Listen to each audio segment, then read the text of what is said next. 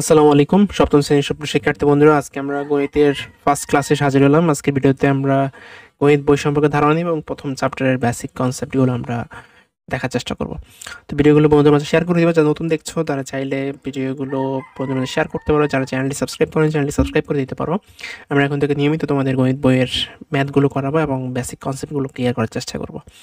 তো গণিত বইয়ের চেহারাটা এবার এরকম। গতবার বই পরিবর্তন করা হয়েছে, 25 সালে সম্পূর্ণ নতুন বই দেওয়া হয়েছে। তো চলো আমরা শুরু করি। গণিতের বইটা যারা পাওনি তারা চাইলে আমাদের যে ওয়েবসাইট রয়েছে talukderacademy.com.bd সেই ওয়েবসাইট থেকে ডাউনলোড করতে পারো পিডিএফ আকারে। হ্যাঁ, সেখান থেকে চাইলে প্রিন্টও করতে পারো যদি বই আসতে দেরি হয় স্কুলে। এটি গণিত বই 25 সালের জন্য এটি এসেছে। আচ্ছা, এখানে আমরা কি কি চ্যাপ্টার রয়েছে সেটা আগে দেখি, তারপর আমরা আমাদের মেইন কার্যক্রমে পৌঁছাবো আর কি। আচ্ছা, এখানে প্রথমে আছে মূল্যদ এবং অমূল্যদ সংখ্যা, এটা 1 থেকে 17 পৃষ্ঠা পর্যন্ত। এখানে সংখ্যার ধারণা যেহেতু ষষ্ঠ শ্রেণীতে পেয়ে গেছো, তাহলে এই শ্রেণীতে আমরা মূল্যদ এবং অমূল্যদ সংখ্যা আসলে কি সেটা শিখব। দ্বিতীয় অধ্যায় সমানুপাত এবং লাভ ক্ষতি, তৃতীয় অধ্যায় পরিমাপ, চতুর্থ অধ্যায় বীজগাণিতীয় রাশির গুণ ও ভাগ, পঞ্চম অধ্যায় বীজগাণিতীয় গুণ সূত্রাবলীয় প্রয়োগ, ষষ্ঠ অধ্যায় বীজগাণিতীয় ভগ্নাংশ, সপ্তম অধ্যায় সরল সমীকরণ, অষ্টম অধ্যায় সমান্তরাল সরলরেখা, নবম অধ্যায় ত্রিভুজ, দশম অধ্যায় সর্বসমতা ও সদৃশ্যতা, একাদশ অধ্যায় তথ্য উপাত্ত। আচ্ছা, সপ্তম শ্রেণীর যতগুলো সূত্র প্রয়োজন সপ্তম শ্রেণীর ম্যাথ করার জন্য, সবগুলো সূত্রের একটা ভিডিও আমাদের চ্যানেলে পাবলিশ করা আছে, সেটা চাইলে দেখে নিতে পারো। এই যে প্লেলিস্টটা দেখছো, সেই যে প্লেলিস্ট থেকে ভিডিওটা দেখছো, সেই প্লেলিস্টে গেলে কিন্তু তোমরা সেই ভিডিওগুলো দেখতে পাবে। আচ্ছা, তো আমরা শুরু করি। প্রথম অধ্যায় মূল্যদ এবং অমূল্যদ সংখ্যা। তো আমরা এটার যেহেতু দুইটা পার্ট 1.1 এবং 1.2, 1.1-এ যেটা আছে সেটা দিয়ে শুরু করব আমরা। তোমরা মেন বই থেকে দেখতে পারো, আমরা জাস্ট পুরো বইয়ের যে জিস্ট অংশগুলো যেটা তোমাদের জানা একেবারেই প্রয়োজন, সেটাই সেই বেসিক কনসেপ্টগুলো দিয়ে আমরা শুরু করব। মূল্যদ এবং অমূল্যদ সংখ্যা। এখানে খেয়াল করো, আমরা ইতিমধ্যে সংখ্যা সম্পর্কে আলোচনা করেছি ষষ্ঠ অধ্যায়, তাই না? সেটা তোমরা জানো ইতিমধ্যে। সংখ্যায় আমরা জানি যে কতগুলো অঙ্ক মিলে সংখ্যা গঠিত হয়। সংখ্যা গঠনের কয়েকটা পদ্ধতি আছে, দশমিক সংখ্যা পদ্ধতি, বাইনারি সংখ্যা পদ্ধতি, যে অনেকগুলো পদ্ধতি আছে আমরা জানি। আচ্ছা, তো এখন আমরা যদি আমাদের প্রশ্ন আসে যে বর্গমূল আসলে কাকে বলে, এই প্রশ্ন আসতে পারে না, বর্গ আসলে কি, বর্গ কি, বর্গমূল কি? যেহেতু আমরা মূলদ এবং অমূলদ সংখ্যা শিখবো, তো এটা শুরুতে আমরা যে জিনিসটা জানা প্রয়োজন যে বর্গ কি, বর্গমূল জিনিসটা কি, এই দুইটা জিনিস সম্পর্কে আমার জানা প্রয়োজন। যেহেতু বর্গ নিয়ে আমরা যখন ম্যাথ করব, বীজগাণিতীয় ম্যাথ যেটা আমরা উপরের ক্লাসগুলোতে বা এই ক্লাস থেকে শুরু হবে, তখন আমাদের কিন্তু এই জিনিসটা জানতে হবে। আসলে সেটা না জানলে আমরা কোনো ম্যাথই আসলে করতে পারবো না। তো বর্গটা হচ্ছে এরকম যে কোনো সংখ্যাকে যদি সেই সংখ্যা দ্বারা গুণ করা হয় এবং গুণ করলে যেই গুণফল পাওয়া যায়, সেটাই তাকে তাকে ওই সংখ্যার বর্গ বলে। আবার বলছি, কোনো সংখ্যাকে সেই সংখ্যা দ্বারা গুণ করলে যে গুণফল পাওয়া যায় তা ওই সংখ্যার বর্গ। তোমরা চাইলে এটা খাতায় লিখে নিতে পারো, এটা খুবই গুরুত্বপূর্ণ তোমাদের জন্য। এবং সংখ্যাটির, আচ্ছা এখন যদি আমরা একটা উদাহরণ দিই, তাই না? একটা উদাহরণ প্রয়োজন হবে। এবং সংখ্যা, আবার যদি বর্গমূল যদি কেউ জিজ্ঞেস করে, যে বর্গ তো আমরা জানলাম যে কোনো সংখ্যাকে ওই সংখ্যা দ্বারা গুণ করলে যে গুণফল পাওয়া যায় সেটা হচ্ছে বর্গ। এখন বর্গমূল জিনিসটা কি? বর্গমূল হচ্ছে সংখ্যাটি গুণফলের বর্গমূল। মানে একটা সংখ্যাকে কোন সংখ্যা দ্বারা দুইবার গুণ করলে সে সংখ্যাটি পাওয়া যাবে, সেটা হচ্ছে তার বর্গমূল। ওকে, আমরা এখন কনসেপ্টটা ক্লিয়ার হবে এভাবে। যদি আমরা একটা উদাহরণ দিই, একটা অঙ্ক বা সংখ্যা হিসেবে 3-কে নেই। 3 হচ্ছে আমার একটা অঙ্ক। এটা যদি বর্গ নির্ণয় করতে চাই, আমরা একটু আগে সংখ্যায় বলেছিলাম যে ওই সংখ্যাকে সেই সংখ্যা দ্বারাই গুণ করতে হবে। তার মানে 3-কে আবার যদি 3 দ্বারা গুণ করি, তাহলে যে ফলাফলটা পাবো সেটা কত পাবো? 3-কে 3 দ্বারা গুণ করলে 9 পাইছে, তাই না? 9 পাবো। এখন 3, এই যে স্কোয়ার, এই যে 3 গুণ 3, 3 গুণ 3, এটাকে আমরা চাইলে কিভাবে লিখতে পারি? 3 স্কোয়ার, তাই না? 3 স্কোয়ার বা 3 টু দি পাওয়ার 2। ঠিক আছে, এই 2টাই আসলে, বা 2, এটাকে আমরা আসলে কি পড়তে পারি? 3 স্কোয়ার। ঠিক আছে, 3 যদি থাকে উপরে তাহলে সেটাকে আমরা কিউব পড়ি। আচ্ছা, তাহলে এই 3 স্কোয়ার বা 3 গুণ 3, এটার গুণফল কত হয়? 9। এই 9টাই হচ্ছে 3-এর বর্গ। তাহলে এখন যদি আমরা বলি যে 4-এর বর্গ কত, তাহলে কত হবে? 4-কে 4 দ্বারা গুণ করলে যেটা হবে, বা 4-এর উপর যদি স্কোয়ার হোক দেই, সেটাই 4-এর বর্গ, তাই না? 4-এর উপর স্কোয়ার মানে হচ্ছে 4-কে 2 বার গুণ, 4 গুণ 4, 4 গুণ 4 সমান কত? 16। তাহলে 4-এর বর্গ কত হবে? 16। ঠিক একইভাবে 5-এর বর্গ কত? তোমরা চাইলে কমেন্ট সেকশনে লিখে জানাতে পারো। এখন আমরা আসি বর্গমূল। যে 9 তো আমরা পেয়েছি, তাই না? বর্গ হিসেবে। এখন কোন সংখ্যাকে 2 বার গুণ করলে সে সংখ্যাটি পাবো, সে সংখ্যাটি হচ্ছে বর্গমূল। যেমন 3কে আমরা যদি 2 বার গুণ করি, 3কে 3 দ্বারা গুণ করলে আমরা 9 পাচ্ছি। তাহলে 9-এর বর্গমূল কত? 3। 16-এর বর্গমূল কত হবে? 4। ওকে? আচ্ছা, এখন আমরা একটু জ্যামিতির দিকে যাই। আমরা জ্যামিতিতে জানি যে বর্গ কাইন্ড অফ একটা চতুর্ভুজ বা একটা আয়ত, তাই না? একটা চতুর্ভুজই ধরো, বর্গ একটা চতুর্ভুজ, যে চতুর্ভুজের 4টা বাহুই সমান। এটা তো আমরা জানি, তাই না? এটা আমরা 5ম শ্রেণীতে জ্যামিতি নিয়ে আমরা শিখে এসেছি। সেখান থেকে আমরা জানি যে বর্গ মানে হচ্ছে এমন একটা চতুর্ভুজ যার 4টা বাহুই সমান থাকবে।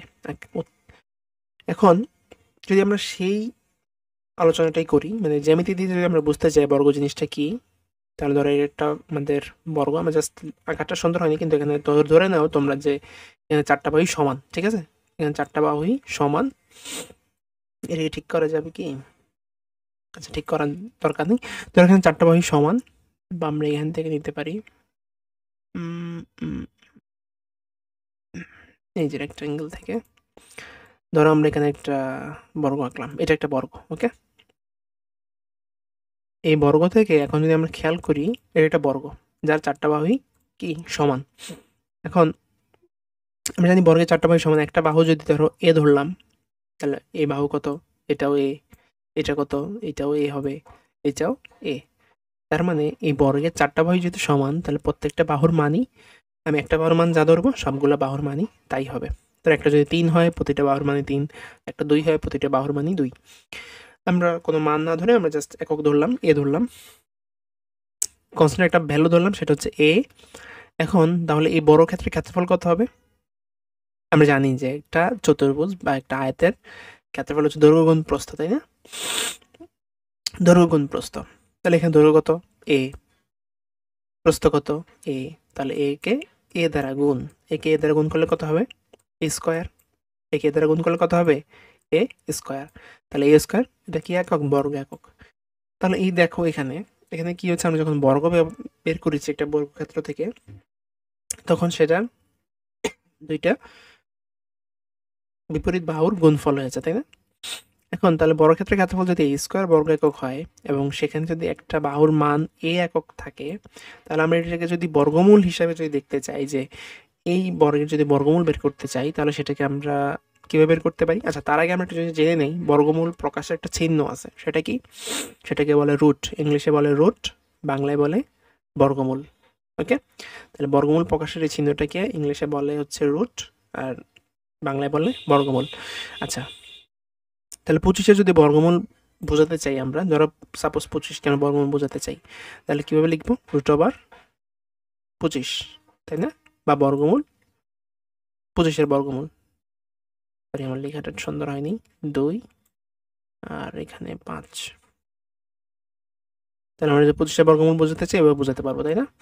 এখন এটাকে চাইলে আমরা, যেহেতু বর্গমূল মানে অর্ধেক, হাফ, মানে পাওয়ার হিসেবে হাফ আছে, তাই আমরা বর্গমূলকে আমরা কিভাবে দেখাতে পারি? 25-এর উপরে 25 আমাদের বেস ধরলাম বা ভিত্তি ধরলাম, তার উপরের পাওয়ার হিসেবে আমরা কত লিখতে পারি?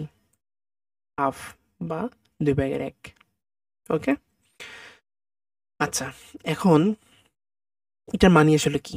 এটার মানে হচ্ছে 25কে 2 বার ভাঙা যাবে, মানে অর্ধেক করা যাবে 2 বার। 25কে যদি অর্ধেক করি, কেউ অর্ধেক করবো আসলে, সেই অর্ধেকটা আসলে কি, কিসের ভিত্তিতে অর্ধেক করবো? মানে গুণফল। মানে এমন একটা সংখ্যা আমাদের খুঁজে বের করতে হবে যে সংখ্যাকে 2 বার গুণ করলে সেটা 25-এর সমান হবে। তার মানে কোন সংখ্যাকে 2 বার গুণ করলে 25-এর সমান হবে? আমরা যদি দেখি, 5কে যদি আমরা 5কে 2 বার গুণ করি, মানে 5 গুণ 5, 5 গুণ 5 সমান কত হয়? 25।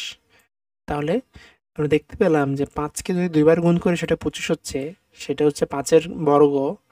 আবার 25-এর যদি বর্গমূল বের করতে চাই, তাহলে সেটার বর্গমূল কত হবে? 5। ক্লিয়ার? আচ্ছা, এবার আমরা আসি পূর্ণবর্গ সংখ্যাটা আসলে কি জিনিস। যেহেতু আমরা মূলদ অমূলদ সংখ্যা শিখবো, এর আগে আমাদের বর্গ শিখলাম, বর্গমূল জানলাম, এখন আমাদের কাজ হচ্ছে পূর্ণবর্গ সংখ্যা শেখা। এখন পূর্ণবর্গ সংখ্যার একটা সংজ্ঞা আছে, আমরা সংজ্ঞাটা আগে জানি নেই। সংজ্ঞাটা হচ্ছে, যে সকল সংখ্যাকে অন্য কোনো পূর্ণ সংখ্যার বর্গ হিসেবে প্রকাশ করা যায়। আবারও বলছি, যে সকল সংখ্যাকে অন্য কোনো পূর্ণ সংখ্যার বর্গ হিসেবে প্রকাশ করা যায় তাকে পূর্ণবর্গ সংখ্যা বলে। যেমন 1, তারপর 4, 9, 25, 36, 49, ঠিক আছে, 64, মানে যে সকল সংখ্যাকে অন্য কোনো পূর্ণ সংখ্যার পূর্ণবর্গ হিসেবে প্রকাশ করা যায় সেটাকে পূর্ণবর্গ সংখ্যা বলে। এটা আমরা উদাহরণ হিসেবে লিখে নেব। এরকম প্রশ্ন তোমাদের প্রশ্নে ক হিসেবে আসতে পারে, যেহেতু আমাদের এখন সৃজনশীল প্রশ্ন হবে, ক হিসেবে আসতে পারে। এখন আমরা এটা তটস্থ করতে পারি যে পূর্ণবর্গ সংখ্যার বর্গমূল একটি স্বাভাবিক সংখ্যা। পূর্ণবর্গ সংখ্যার বর্গমূল কি হবে? সবসময় স্বাভাবিক সংখ্যা হবে। তার মানে আমরা যদি পূর্ণবর্গ সংখ্যা কত 4, 4 বর্গমূল কত 2, এটা অবশ্যই স্বাভাবিক সংখ্যা। তারপর 49, সেটা বর্গমূল কত 7, 7 কি একটা স্বাভাবিক সংখ্যা। আচ্ছা, পূর্ণবর্গ ইংলিশে আমরা কি বলি? Whole square. এখন যদি 21-এর বর্গ বের করতে চাই, 21-এর বর্গ কত হবে? আমরা একটু আগে দেখেছিলাম, কোনো কিছুর বর্গ মানে সেটার উপর স্কোয়ার। 21-এর বর্গ মানে হচ্ছে 21 স্কোয়ার, তার মানে 441। এখন এটি একটি পূর্ণবর্গ সংখ্যা। এখন 441-এর বর্গমূল কত হবে? 441, যেহেতু 21-এর বর্গ হচ্ছে 441, তাহলে 441-এর বর্গমূল হচ্ছে 21। এখন 21 সংখ্যাটি কি? 21 সংখ্যাটি একটা স্বাভাবিক সংখ্যা। এখন কথা হচ্ছে স্বাভাবিক সংখ্যা, পূর্ণ সংখ্যা, এগুলো জিনিসটা আসলে কি? স্বাভাবিক সংখ্যা তো আমার জানতে হবে আগে, তাই না?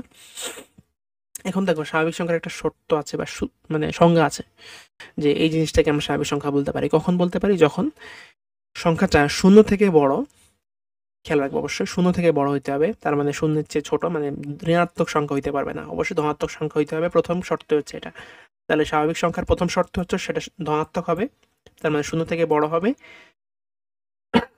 তারপর সে এবং সকল পূর্ণ সংখ্যা স্বাভাবিক সংখ্যা, তার মানে 0 থেকে বড় যতগুলো পূর্ণ সংখ্যা আছে, মানে যতগুলো সংখ্যা আছে 0 থেকে বড়, তার মানে ধনাত্মক সংখ্যা যেগুলা, যেটা অখণ্ড সংখ্যা, মানে যেটার সাথে দশমিক নাই, ঠিক আছে? অখণ্ড বলতে কি বোঝায়?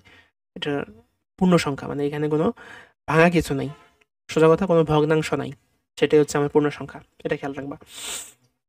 আবার যদি আরেকভাবে বলি যে গণনার সময় যেসব সংখ্যা আমরা গুনতে পারি, যেমন 1, 2, 3, 4, এগুলো আমরা গণনা করতে পারি, কিন্তু 1.5, 2.5, 3.2, 4.2, এগুলোকে আমরা গণনা করতে পারি? এগুলো আমরা গণনা করি না।